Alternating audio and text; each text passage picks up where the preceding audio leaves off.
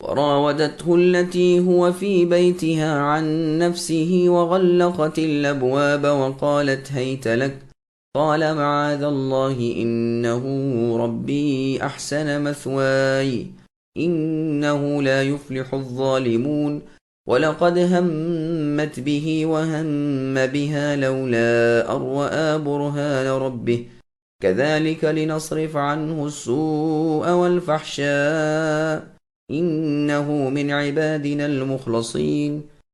اس عورت نے جس کے گھر میں یوسف علیہ السلام تھے یوسف کو بہلانا پھسلانا شروع کیا کہ وہ اپنے نفس کی نگرانی چھوڑ دے، دروازے بند کر کے کہنے لگی لو آ جاؤ۔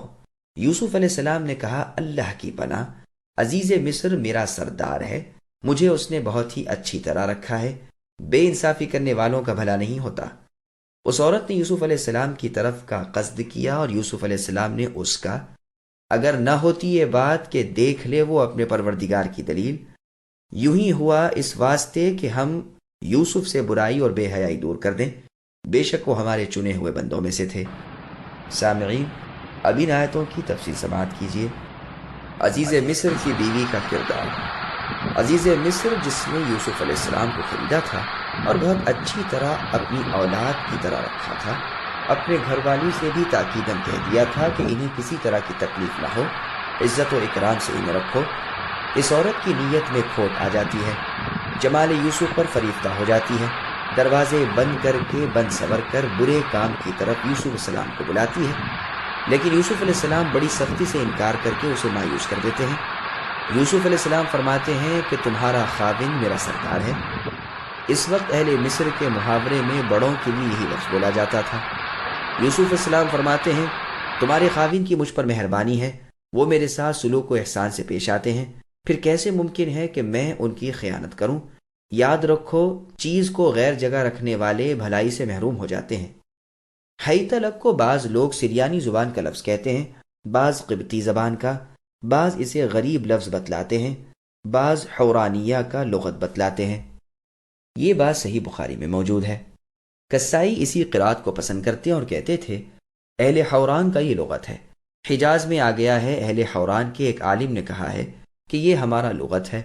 امام ابن جریر رحمہ اللہ نے اس کی شہادت میں شعر بھی پیش کیا ہے۔ اس کی دوسری قرات ہی تابی ہے۔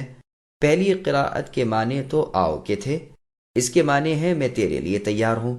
بعض لوگ اس قرات کا انکار ہی کرتے ہیں۔ ایک قرات ہے ای تو لک بھی ہے، یہ قرات غریب ہے، اور ایک قرات ہی تابی ہے۔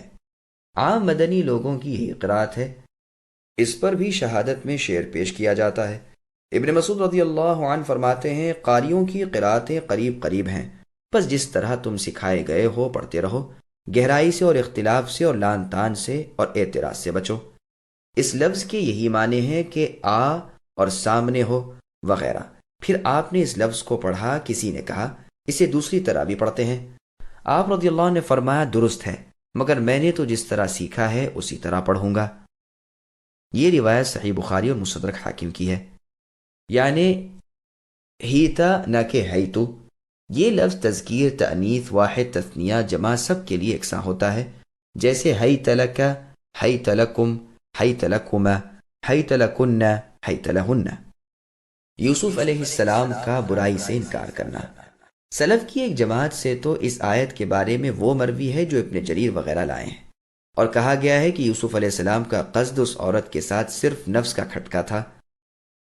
بغوی کی حدیث میں رسول اللہ صلی اللہ علیہ وسلم فرماتے ہیں کہ اللہ تعالیٰ فرشتوں کو فرماتے ہیں کہ جب میرا کوئی بندہ نیکی کا ارادہ کرے تو تم اس کی نیکی لکھ لو، اور جب اس نیکی کو کر گزرے تو اس جیسی 10 گنی نیکی لکھ لو، اور اگر کسی برائی کا ارادہ کرے اور پھر اسے نہ کرے تو اس کے لیے نیکی لکھ لو، کیونکہ اس نے میری وجہ سے اس برائی کو چھوڑا ہے، اور اگر اس برائی کو کر ہی گزرے تو اس کے برابر سے لکھ لو۔ اس حدیث کے الفاظ اور بھی کئی ایک ہیں، اصل بخاری اور مسلم میں بھی ہے۔